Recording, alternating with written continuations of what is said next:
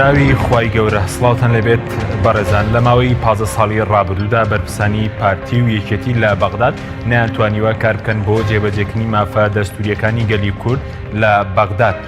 هەردوو هێزەکە لە بری کارکردن بۆ مافە دەستوری یاسایەکانی خەڵکی کوردستان کاریان بۆ بەرژەوەندی تایبەتی خۆیان کردووە. بە میوانداری بەڕێز زانا ڕۆستایی سەرۆکی لیستی کۆمەڵی ئیسلامی لە هەولێر و کاندیدی ژمارە 1 تاوتوی ئەم پرسە دەکەین. سەرەتا ڕاپۆرتێک دەبین دواتە لەگەڵ میوانەکەمان درێژە بەم پرسە دەدەین.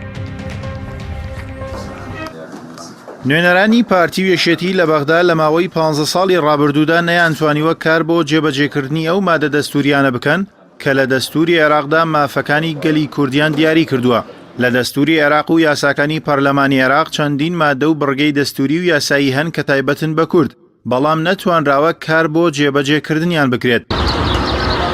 کێشەی خاک یەکێکە لە کێشە بەردەوامەکانی نێوان کورد و دەسەڵاتدارانی عێراق بە درێژایی نیو سەدەی ڕابردوو، بەڵام تا ئێستا 1 سانتیمەتری خاکی ناوچە دابڕێنراوەکان نەگەڕێنراوەتەوە.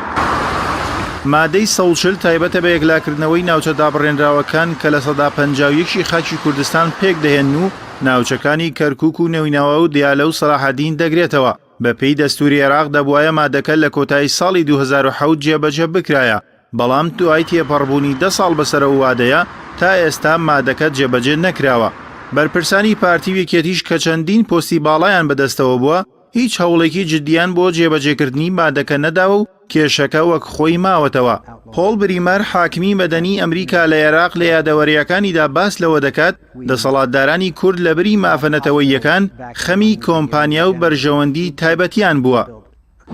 بەپێی مادەی نۆی دەستوری عێراقیش دەبێت ڕێژەی پێکهاتەکان لە سپا و دامەزراوە سەربازیەکانی عێراق هاوسەنگ بێت. وێڕای ئەوەی کورد ڕۆڵی سەرەکی ژێڕا لە بنیادنانەوەی سوپای عێراق کەچی ئێستا ڕێژەی کورد لە سپا و دامەزراوە سەربازیەکان تەنها لە سەدا 2 دەبێت.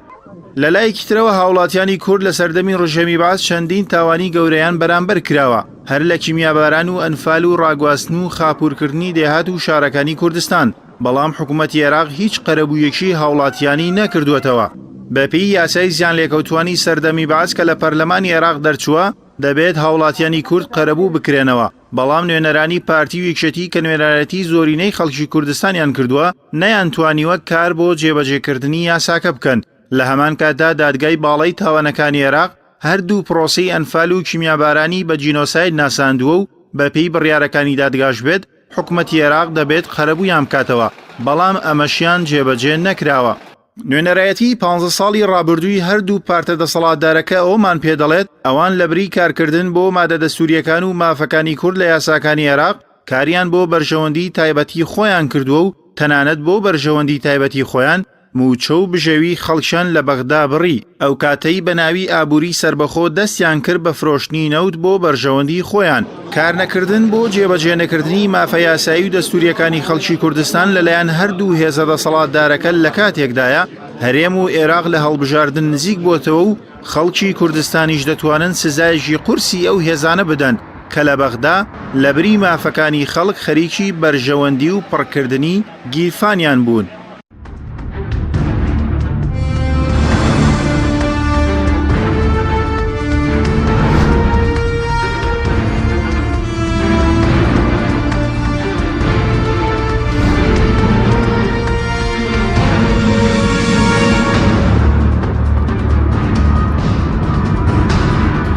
جارێکی تر سڵاوتان لەبێت بەڕێزان.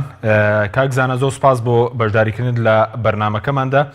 گەر سەرەتا بەر لەوەی کە بچینە سەر قسەکرد لەسەر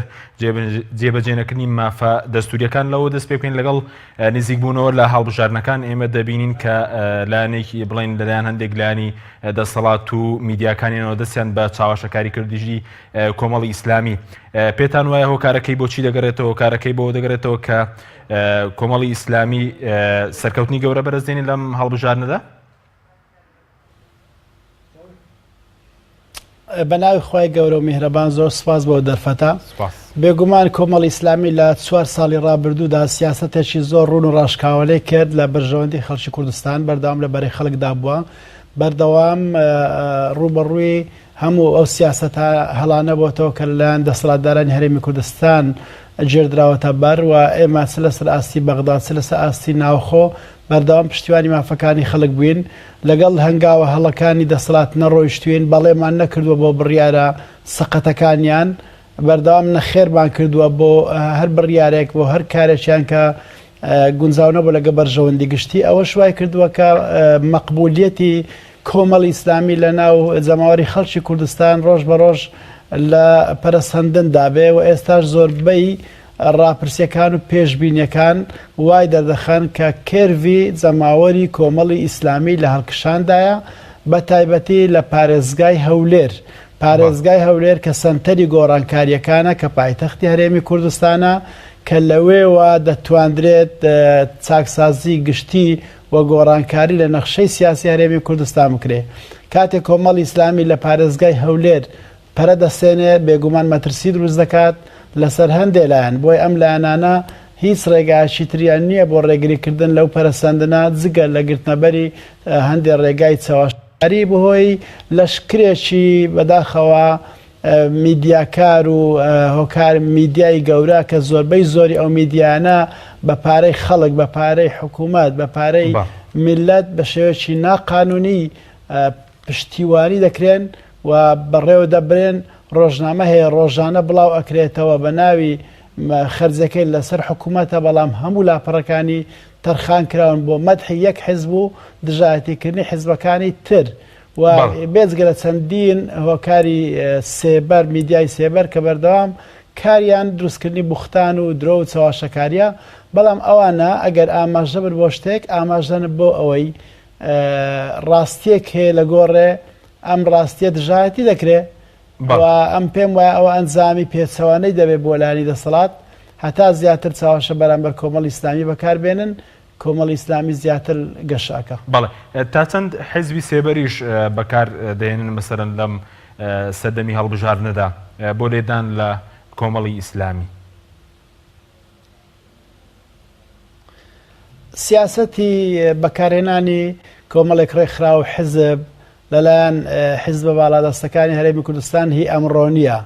هەر لە ڕابردوشدا لە سەردەمی شەڕی نێوخۆشدا ژمارەیەک ناوی بێناوڕۆک ژمارەیەک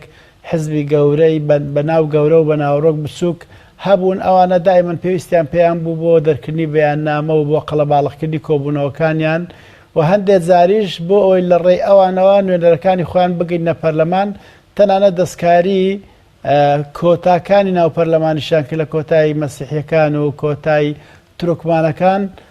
نانهێشت خەڵکە ڕەسەنەکەی خۆیان بگاتە پەرلەمان کەسەکانی خۆیان کە لەنێو ئەو حیزبانە دروست کراون بە ژمارەی خەڵک کەم دایانگەاندە پەرلەمان بۆیە بە دوور نییە کە ئەو حیزبانەی بە شێوەیەکی ڕاستەوخۆی یان ناڕاستەوخۆ لە فەلەکی ئەو حیزبە دەسەڵاتدارە دەجوڵێتەوە دەسوڕێتەوە ئەوانیش بەکاربێنرێن بۆیە دەبێت خەڵکی هەرێمی کوردستان هۆشیار بێت هەموو ئەو حیزبولایەنە سیاسیانەی کە لە فەلەشی حیزبێکی دەسەڵات دەسوڕێنەوە تەنها ئەم حیزبانە سێبەری حیزبە گەورەکەن پێویستە تووشی داوی چاواشەکاری ئەوان نەبن و بزانن بەهێزبوونی ئەو جۆرە پارت و حیزبانە هیچ فەرقینی لەگەڵ بەهێزبوونی حیزبی دایکیان حیزبە سەرەکیەکە کە ئەو داڕێژەری بڕیار و سیاسەتەکانیانە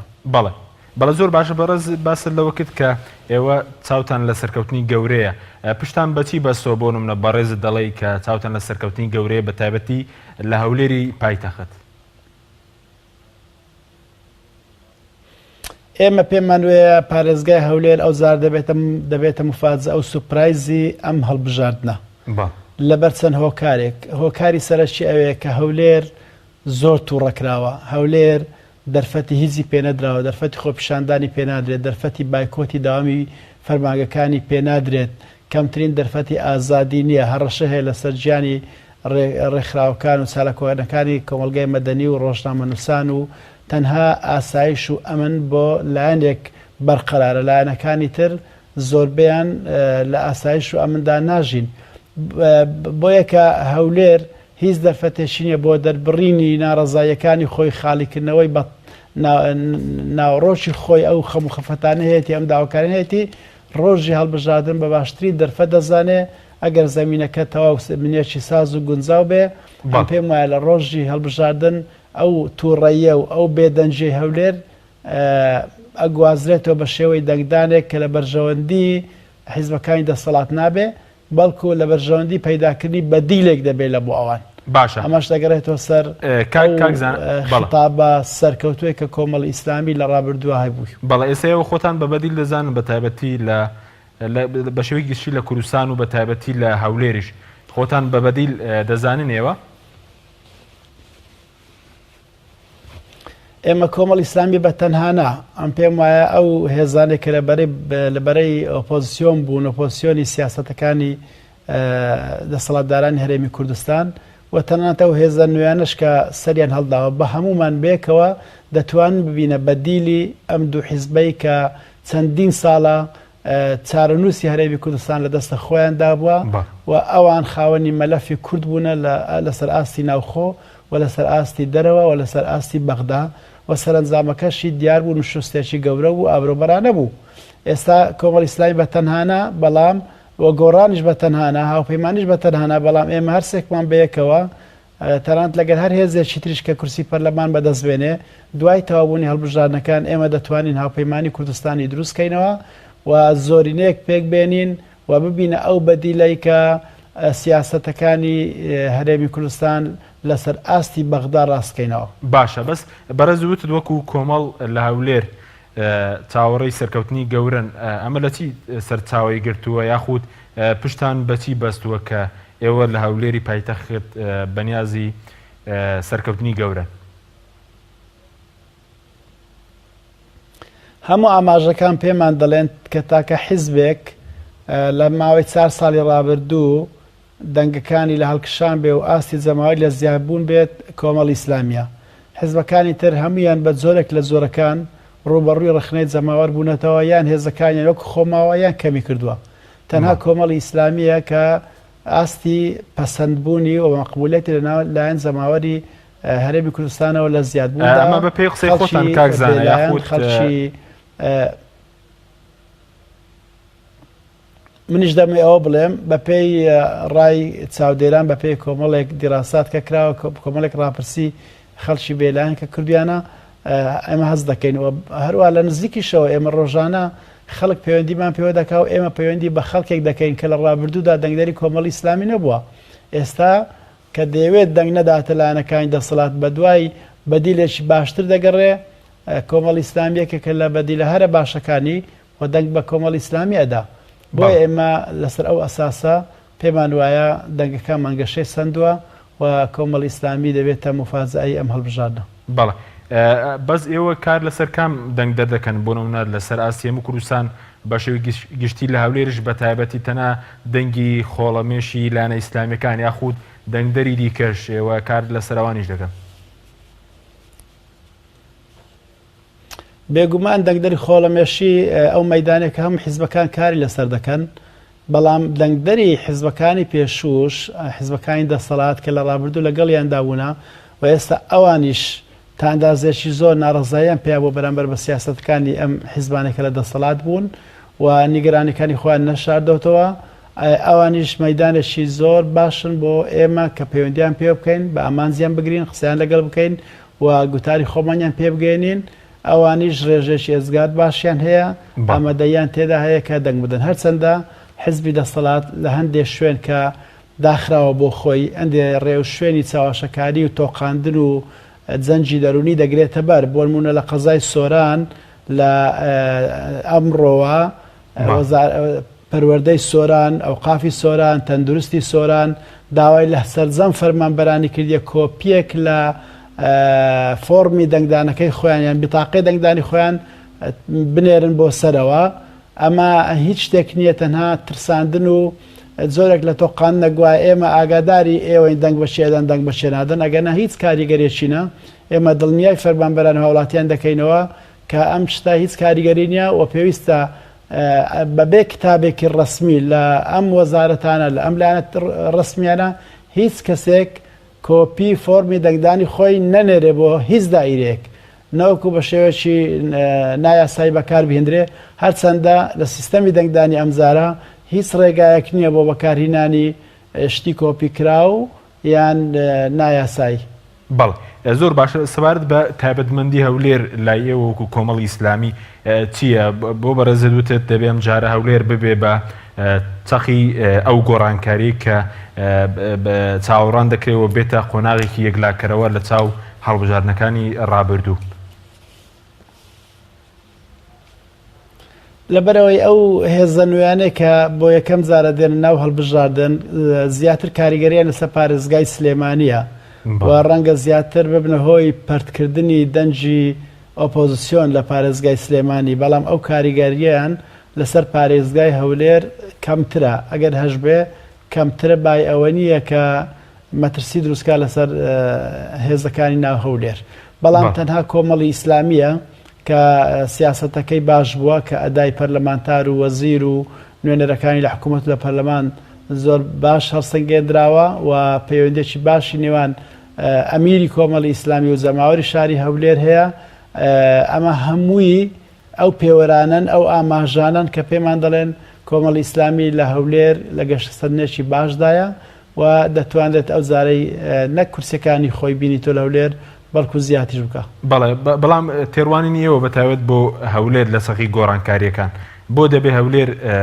چەقی گۆڕانکاریەکان بێ، یعنی ئەزمموی وڵاتانی ژەوەیە کە لە پایتەختەوە دەبێت گۆڕانکاری گەورە دەست پێ بکات یاخود ئەمە خوێنەوەکیشە بۆ بۆنمونە خۆپیشاندانەکانی ڕابردوو کە توانی کەمێک لە داواکاری خەڵک جێبەجێ بکە کە لە هەولێرەوە دەستی پێکرد.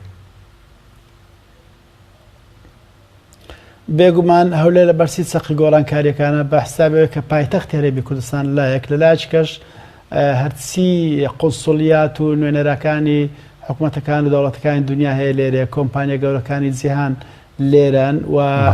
لە هەموو قۆناغەکانی ڕابردووی ململانە سیاسەکانیش هەولێر یەکلاکەرەوە بووە. جەناب باسی خۆپیشاندانەکان کرد، ئەوە زیاتر لە 2 ساڵە 3 ساڵە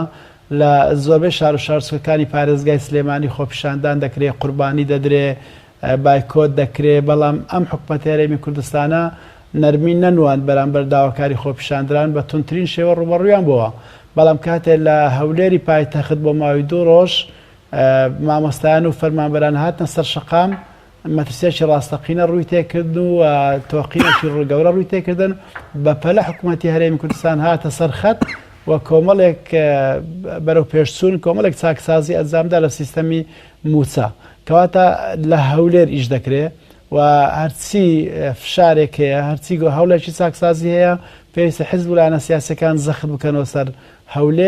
هەولێر چەقی گۆڕانکاریەکانە. بەڵێ زۆر باش سەبارەت بەوەی کە ینی ئەم هەڵبژاردنە پێدوایە دەبێتە قۆناغێکی یەکلاکەرەوە بۆ نمونە لە ئاستی پەیوەندەکان لەگەڵ عێراق و لەسەر ئاستی کوردستانیش ئەگەر دەبێتە قۆناغێکی یەکلاکەرەوە تایبەتمەندەکانی چین، بۆچی ئەم هەڵبژاردنێکی گرینگە بەنسبەت خەڵکی کوردستانەوە؟ جارێ دەبێت ئەوە بزانین لایەنە حکومڕانەکانی عێراق بەڕاستی لە 13-14 ساڵی ڕابردوودا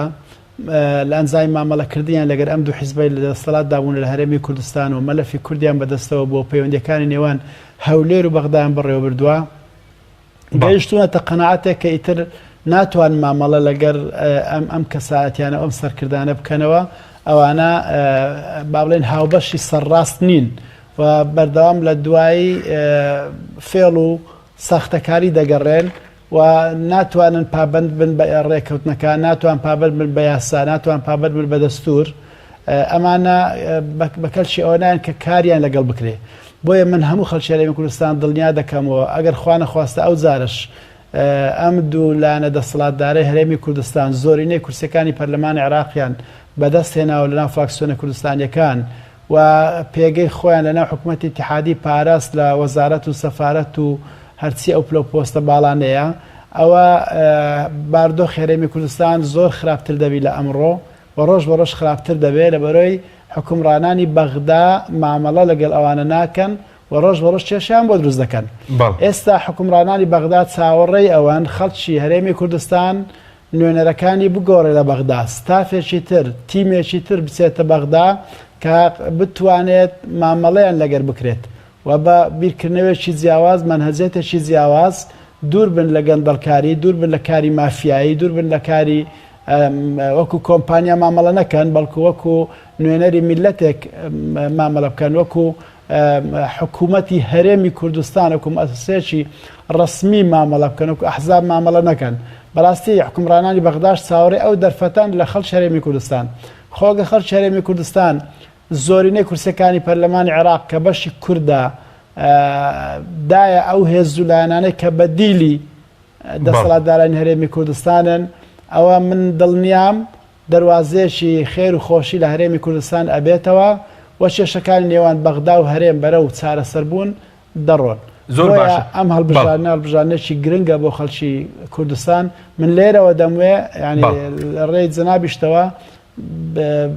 بابەتێ بکەین لەسەر بەشداریکردن و بەشداری نەکردنی خەڵک تا چەند گرنگە لەم هەڵبژاردنە. بەڵێ فەرمو.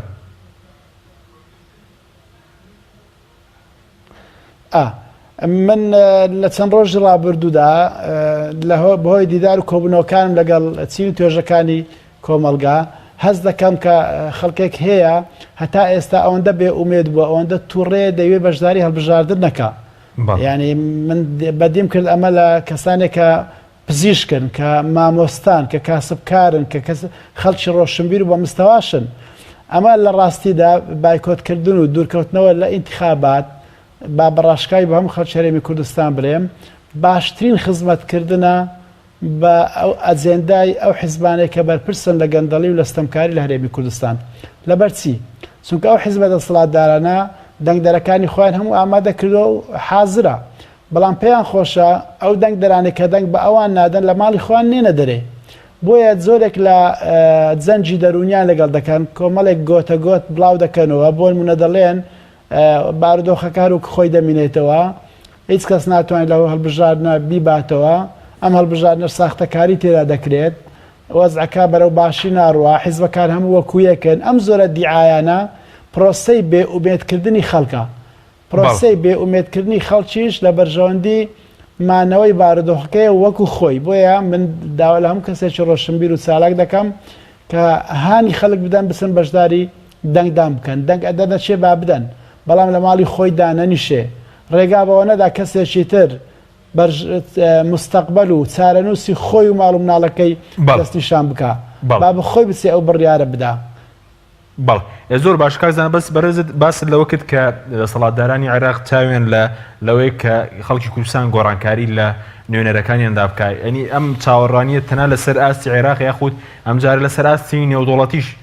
چاوەڕوانی هەیە لە خەڵکی کوردستان کە گۆڕانکاریەک لە حکومڕانێتی هەرێم لە پەیوەندەکانی لەگەڵ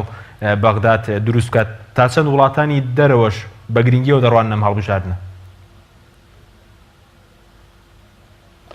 وڵاتانی دەرەوە بە تایبەتی دوای بەڕێوەچوونی پرۆسەی ڕیفراندۆمەکە کە هیچ حسابیان بۆ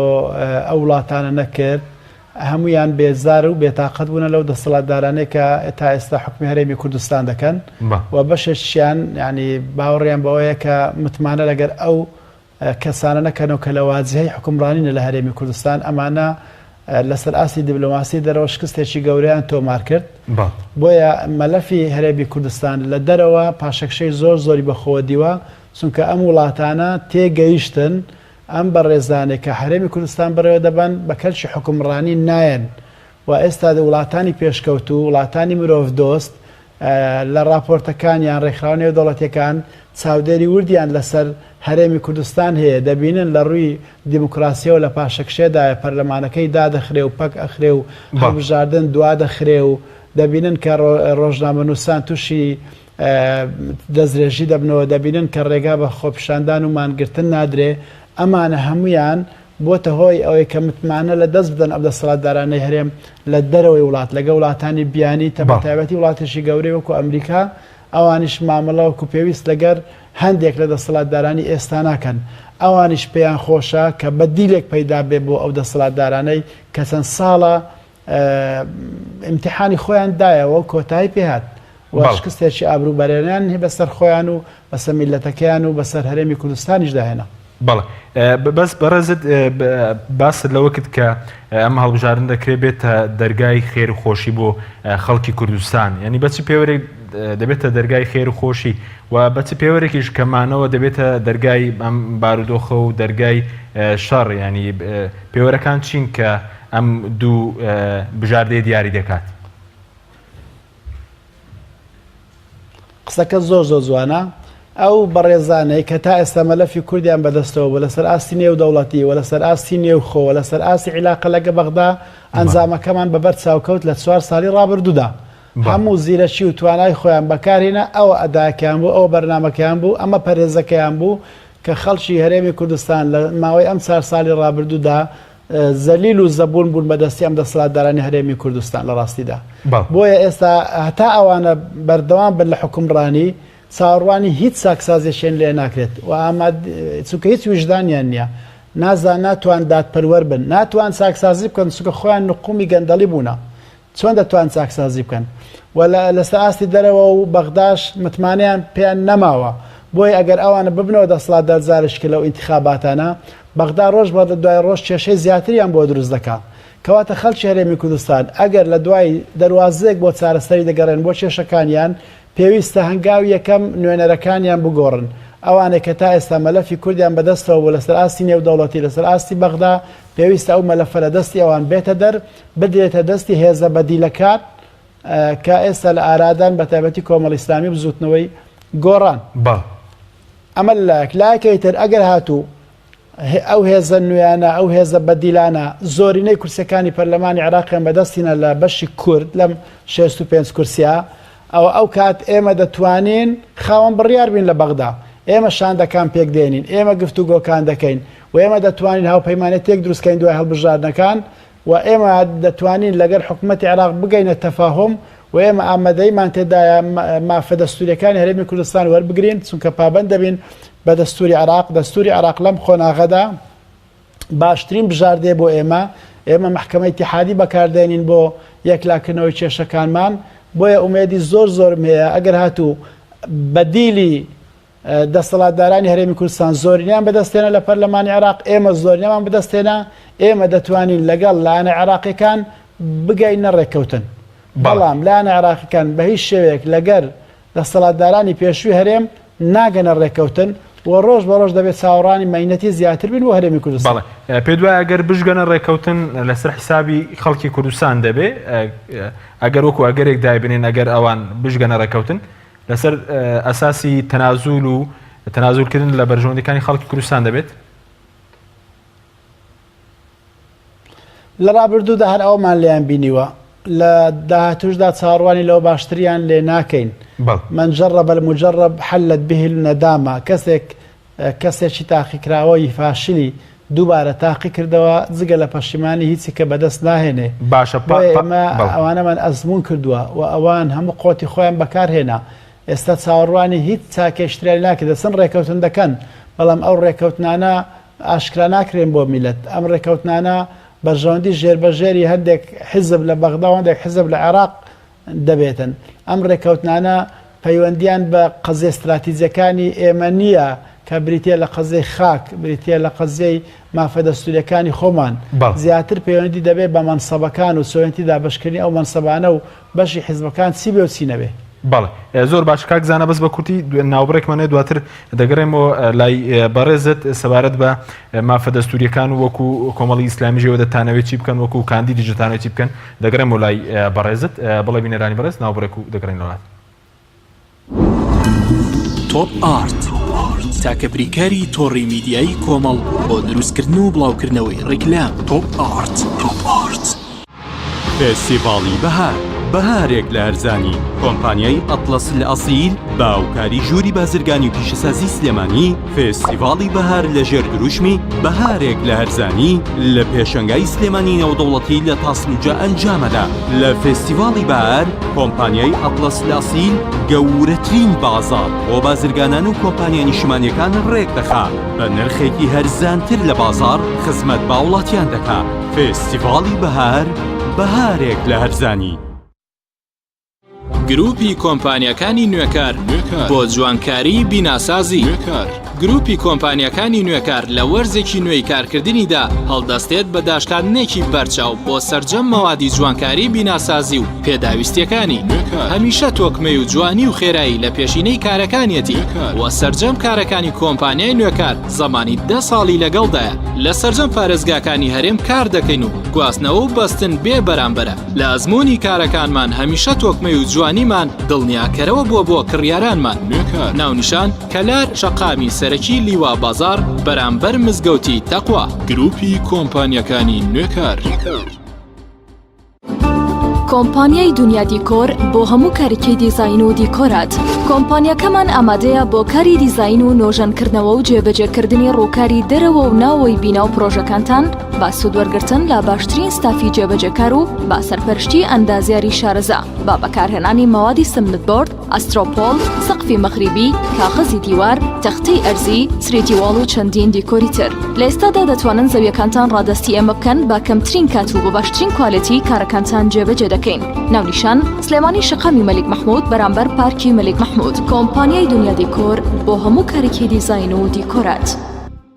کۆمیلی نیشانی بەرزی کوالیتی و ڕەسەنایەتی لە بەرهەمهێنان. بەرهەمەکانی کۆمیلی شامپۆی قژی کۆمیلی بە پێکاتە تایبەتەکەی هۆکارە بۆ بژانەوە و بریقەدارکردن و بەهێزکردنی ڕێگەکانی قژ. جۆرەکانی شامپۆی قژ بۆ قژی ئاسایی و چەور و وشک و دژە کڕێش و قژی بخۆرکە بۆ یەکراو. جۆرەکانی کلینەکسی تەڕی کۆمیلی بۆ بەکارهێنانی ڕۆژانە، پاکەرەوەی لەش، پاکەرەوەی ماکیاژ کە توانایەکی بەهێزی هەیە لە لابردنی ماکیاژ و مادەی وەتەرپروفی ناو ماکیاژ بەبێ جێهێشتنی هیچ موادێکی زەیتی. شامپۆی خۆشتن و دەستشتنی کۆمیلی پێست بۆنخۆش و نەرمەکە. کرێمی دەست و دەموچاوی کۆمیلی لە 100% زەیتی زەیتونی سروشتی تیا بەکاراتوە پێستە وشک و زبرەکانی دەست و قاچ نەرم و زیندووە کاتەوە. زۆرینەی بەرهەمەکانی کۆمیلی لە 100% زەیتی زەیتونی سروشتی تیا بەکاراتوە. گۆڵدن ئای بریکاری سەرەکی بەرهەمەکانی کۆمیلی. فانسینێت خێراترین هێڵی ئینتەرنێت بە داوەلۆندی بێسنوور ئێستا لە خزمەت کڕیاراندایە. فانسینێت جۆرەها کارتی پڕکردنەوەی بۆ ئامادە کردوون کە سەرجەمیان داونلۆندیان بێ سنوورە بۆ ماڵ و شوێنە گشتیەکان. کارتی 9000 دیناری بۆ ماوەی 1 هەفتە، کارتی 7000 دیناری بۆ ماوەی 15 ڕۆژ، کارتی 30000 دیناری بۆ ماوەی مانگێک، کارتی 40000 دیناری بۆ ماوەی مانگێک و بە خێرایی زیاتر کە تایبەتە بە یاری ئۆنلاین. هێڵی فانسینێت لە ڕێگەی ئامێرێکی تایبەت کە لە سەرباندا دەنرێت وەردەگیرێت و لە ڕێگەی گەێنەرێک بۆ ئامێری بڵاوکردنەوە لە ناو ماڵەکەت یان شوێنی کارەکەت کاری پێدەکرێت. ژمارەی تەلەفۆن 070 224 75 74 یان 050 194 36 37. فانسینێت. ئەزانن چیا ئەسپیڕەش سەرچاوی چێژە و ڕەونەقدار و گەش بەراکەت و خێر پێویستی ماڵە وەرنە لای ئێمە بانە بن بێبەش برنج و ساوار شعری ئەو چایە ماش و نیسک و نۆک ڕۆن و لۆبیایە ئەسپیڕەش تەنیا و بێوێنە و جیایە چی خواردن هەیە هەمووی مالایە لێندە هەرزانە کەس نابێ بێبەش کوالێتی بەرز و تام و بۆنی خۆش بەرهەمە شازەکانی ئەسپیڕەش بەرهەمە شازەکانی ئەسپیڕەش بەرهەمەکانی گروپی ئەسپیڕەش. تۆپ ئارت تاکە بریکاری تۆڕی میدیایی کۆمەڵ بۆ دروستکردن و بڵاوکردنەوەی ڕیکلام. تۆپ ئارت.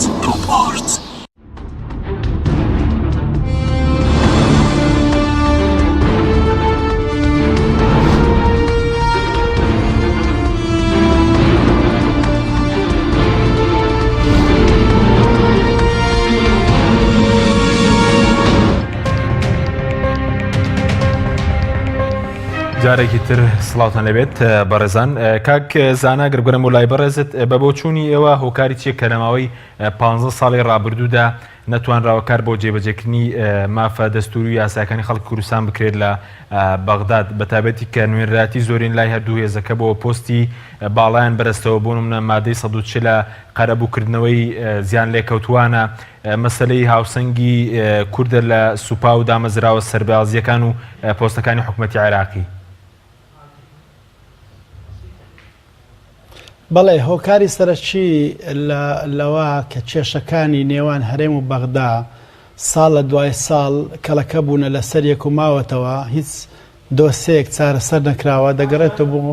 نەبوونی جددیەتێک لەلایەن حکوومەتی هەرێمی کوردستانەوە یا لەلایەن نوێنەرانی حیزب دەسەڵاتدارەکان کە لە بەغدا بوونە ئەوان مەبەستیان ئەوە نەبووە کە کێشەکانی خەڵک چارەسەر بکرێ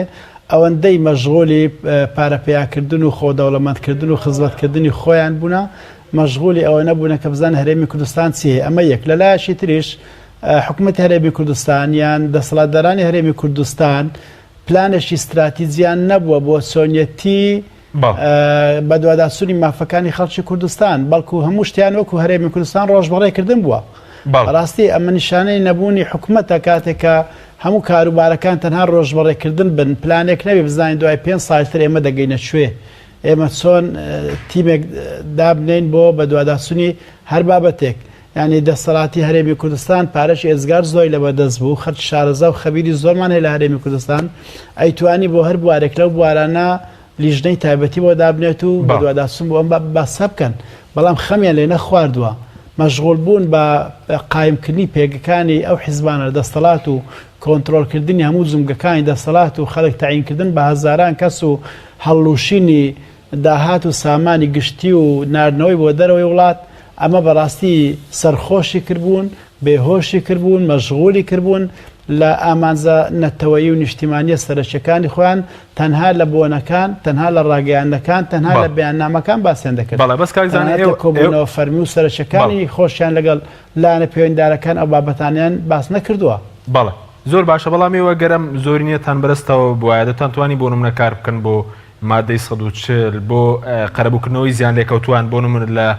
کیمیایی باران لە ئەنفال لە ناوچە ڕاگوێزراوەکان بۆ نمونە ئەمڕۆ یادی 24 قەڵازەیە کەیسەکە بە ژینۆسایدیش نەنەستێنراوە و خەڵکیش قەرەبوو نەکراوەتەوە بێگومان لەبەرەوەی کۆمەڵێک مافی قانونی و دەستوری هەیە ئەمانە یاسایان بۆ دەرچووە پارێزگاکانی باشوور و ناوەڕاست و تەنانەت پارێزگاکانی ڕۆژئاواش ئیسفادی زۆر زۆرای لەم یاسایانە کردووە بەڵام بەرپرسانی باڵا لە ناو حکوومەتی اتحادی کە سەر بە کورد بوونە خەمیان لەم دۆسیانە نەخواردووە یەشی لەو یاسانی کە جنابەت باست کرد یاسای قەرەبووکردنەوەی زیان لێکەوتوانی ڕژەمی بەعس ئەم یاسایە جێبەجێکردنی لەسەر وەزارەتی دارایی بووە ئەو کات وەزیری دارایی کورد بووە وەشیلی وەزیری دارایی کورد بووە کەچی ئەو لیژنە باڵایی کە لە وەزارەتی دارایی فێدرالی هەیە و دەبووایە نوێنەرێکی هەرێمی کوردستانی تێدا بووایە هیچ نوێنەرێک بۆ هەرێمی کوردستان دانەدرا بوو دەبووایە لە هەر پارێزگایەک لیژنەیەکی لاوەکی هەبە لە هیچ پارێزگای هەرێمی کوردستان ئەو لیژنە لاوەکیان دروست نەکرد تاکو داواکاریەکانی خەڵک وەربگرن و ئەوانە لە ڕێی دادگاکانەوە قەرەبووکانی خۆیان بۆ بڕیار بدرێ ئەوە یەکێک لە یاساکان بۆ نمونە بەڵێ زۆر باشە کاک زانە بەس سەبارەت بە بینە سەر مەسەلەی کۆمەڵی ئیسلامی و ڕوانگەی بۆ داهاتووی پەیوەندیەکانی هەرێم و بەغداد مەسەلەن بۆ ئێوە چ جیاوازێکتان هەیە بۆ نمونە بەرنامەکەی ئێوە ئەجێندای ئێوە لەگەڵ ئەجێندای مەسەلەن لایەنەکانی تر لەگەڵ بەغداد ینی بۆچی خەڵک گرینگە مەسەلەن دەنگ بە ئێوە بدا جیاوازتان چێ لەگەڵ لایەنەکانی تر کاک حەشی زۆری ململانەکانی ئێمە لە بەغداد جیاوازە لەگەر زۆری ململانەکانمان لە هەرێم ئێمە لە نێوخۆی هەرێم ململانەکانمان حیزبی و سیاسین بەڵام لە بەغدادا ململانەکانی ئێمە لەگەر نەتەوەکانی ترە لەگەر پێکاتەکانی تری عێراق ململانەی نەتەوەیی نیشتیمانین لەوێ گەڕانە بە دوای بەرژەوەندی گشتەکانی خەڵکی کوردستان نەدەبوو لە ڕابردوودا گەڕان بێ لەوێش گەڕان بێ بە دوای بەرژەوەندی تایبەتەکان من یەک نمونەت بۆ دەینمەوە لە پێکهێنانی حکوومەتەکانی ڕابردووی عێراقدا لە هەڵبژاردنەکاندا هەموو جارێک کۆمەڵی ئیسلامی بەشێک بووە لە هاوپەیمانی کوردستان و هەموو جارێ کۆمەڵی ئیسلامی نوێنەری هەبووە لە گفتوگۆکانی پێکهێنانی حکوومەت من جارێک نوێنەری کۆمەڵی ئیسلامی بوومە لەوانە هەموو جارێ بەڵێنراوە بە کۆمەڵی ئیسلامی کە ئەو پێگە و پۆستانەی لە حکوومەتی اتحادی وەردەژێ بۆ هەموو کووردا و کۆمەڵی ئیسلامیش حەقی خۆیەتی لە شوێنی بکرێتەوە بەڵام کاتێکە کارگەیشتۆتە سەر ئیشی ڕاستەقینە کۆمەڵی ئیسلامی حسابی بۆ دەکراوە و هەموو پۆستە و پلەکان لە بینی خۆیان پارتی وێشەتیدا بەشیان کردووە ئەم زۆرە کارکردە بەعقلێتی گەڕان بە دوای بەرژەوەندی حیزب نەک نیشتیمان یان هێزە کوردیەکان بێکەوە ئەمە غەڵەتە ئێمە وەکو کۆمەڵی ئیسلامی پێمان وایە لە بەغدا دەبێت بە یەک ڕیزی کار بکەین و پێویستە کورد لەوێ یەک تیمی هەبێ و پێویست هاوپەیمانی کوردستانی دروست بکەینەوە چونکە ئەگەر چوینەوە بەغدا دوو حیزب بەم لادا بڕوە دوو حیزب بەم لادا بڕوە باردۆخەکانمان خراپتر دەبێ بەڵام باردۆخی ئێستا لە هەرێمی کوردستان هەیە ئەگەر بەم وەزعەوە بچینەوە بەغدا ڕەنگە نەتوانین کارێکی ئەو تۆ بکەین بۆیە دەبێت چاکسازیەکان لە هەرێمی کوردستان پەلیان لێ بکرێت بۆ ئەوەی ڕنگ بداتەوە لەسەر کار و زمزۆڵ ساراشەکانی ئێمەش لە بەغدا ئەوە ڕوانگەی ئێمە بۆی شەکە بەڵام ئێوە هاوپەیمانەتی لەگەڵ هێزانە دەکەن کە لە ڕابردوو نەیانتوانێت هیچ بکەن بۆ نمونە لە بری بەرژەوەندی خەڵکاریان بۆ بەرژەوەندی تایبەتی کردووە ئێمە کاتە لەوێ زۆرینەی کورسەکانی پەرلەمانی عێراقمان بەدەست هێناوەکو هێز و لایەنە سیاسی جگە لە دوو هێزەکەی تر ئەگەر ئێمە زۆری نەبین ئێمە ئەعلانی هاوپەیمانێک بکەین ئەوانش بێنە هاوپەیمانە ئاساییە چکە دەبێت کورد لەوێ هەموو بەیەکەوە بێ لەناو پەرلەمان بەیەکەوە کار بکەین بەڵام کاتێک گفتوگۆ دەست پێ دەکەین لەگەڵ لایەنەکانی حکوومەتیش مادام ئێمە زۆرینەی کورسەکان بەدەستەوە بێ ئێمە دۆسەی کورد بەڕێوە دەبین لە بەغدا ئەوزارە ئەوزار مەلەفی کێشەی کورد مەلەفی علاقاتی بینی هەولێر و بەغدا لە دەستی تیمەکەی ڕابردوو تیمە شکست خواردەکەی ڕابردوو وەردەژیرێتەوە دەدرێتدا دەست تیمێکی نوێ کە ئەو تیمە پرۆژەی هەیە بۆ گۆڕانکاری و دەتوانێت پردی گفتوگۆ لەگەر بەغدا دروستکە پردی متمانە بژێڕێتەوە و مافە دەستوریەکانی هەرێمی کوردستان وەگریتەوە لە بەغدا بیان هینیتەوە داکۆچیان لێ بکە زۆر باشە بەس ئێوە دەتوان چی بکەن مەسەلەن بە تایبەتیەوەی کە خەڵک بۆ مەسەلەی موچە نەوت و بودجە لە نێوان هەرێم و باغداد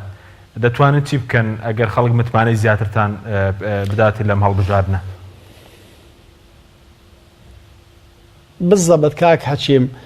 توانای ئێمە دەگەڕێتەوە سەر ڕادەی پشتیوانی خەڵک بۆ ئێمە بۆ نمونە فراکسیۆنی کۆمەڵی ئیسلامی بە 3 کەس هەر ئەوەندەمان پێکرا بەڵام ئەگە خەڵکی هەرێمی کوردستان پشتیوانیمان بکاتەوە ئەو 3 کەسە بکەینە 10 کەس بێگومان کاری زۆر گەورەترمان پێ دەکرێت ئەگەر ئەو لایەنە سیاسیانێک کە بەدیلی بارودۆخە نوێکە من بە بەدیل بە هێزە بەدیلەکان ناویان دەنێم ئەگەر ئەوانە دەنگێکی باش بەدەستبینین و ئێمە نوێنەرایەتی کورد بگرینە ئەستۆ لە بەغدا بێگومان دەتوانین دۆسێ موچا دۆسەی بودجە بە شێوەیەکی گشتی مەسەلەی فرۆشتنی نەوت و داهاتەکانی نەوت و داهاتە ئیتیحادیەکان و سوودەکان سوودمەندبوون لە هەموو مافە دەستوریەکانی خەڵکی کوردستان ئەمانە هەموو ئەم دۆسییان دەکەوینە گفتوگوۆیەکی زدی و زوو دەگەینە ڕێکەوتن لەگەر بەغدا و بۆی خەڵکی کوردستان چیدی کە نەبێتە قوربانی ململانێ سیاسەکان کە لە ڕاستیشدا ململانەی بەرژەوەندیەکانن ڕەنگە بەرژەوەندی چەند کۆمپانیایەک و چەند حیزبێک لە هەرێمی کوردستان ئەکەوێتە مەترسی کاتی ڕێکەوتن بکرێت لە نێوان هەولێر و بەغدا بۆیە ئەم ڕێکەوتنانە تاخیر دەکەن دوا دەکەن نایکەن ئەگەر هاتوو خەڵکیش برسی بێ ئەگەر هاتوو خەڵکیش لێ قەوما بێ و بێدەلەتانیش بێ هیچ دەربەستینە هیچ پێیان ناخۆش نییە پێیان اعتیادیە بەڵام ئێمە وەکو ئەو هێزولانە سیاسیانەی تر بە کۆمەڵی ئیسلامی بڕوامان وایە ئەگەر خەڵکی کوردستان پشتیوانێکی باشمان لێ بکە دەتوانین تەکلیفی باشمان لێ بکە بەڵام ئەگەر خەڵکی کوردستان پشتیوانی باشمان لێ نەکا و دەنجی کەممان بداتێ ئێمە بە کورسی کەم بگەینەوە بەغدا بەڕاستی ئەو کات خەڵکی کوردستان باگلەی لەمە نەکرد باگلەی لەو هێزولانە بکەن کە زۆرینەی کورسەکانی پەرلەمان بەدەستدێنن بەڵێ زۆر باش کاکزانە سەبارەت بە بەرزتان وەکو کاندیدێک ینی ئامانجیەوە چییە لە کاندید بوون ڕەنگە زۆرێک لە خەڵک وەکو کارێکی بازرگانی لە کاری پەرلەمانی بڕوانێ ئەمە بۆ ئێوەش ڕاستە مەسەلەن بێتە هۆی دۆڵەمەندبوونی خۆتان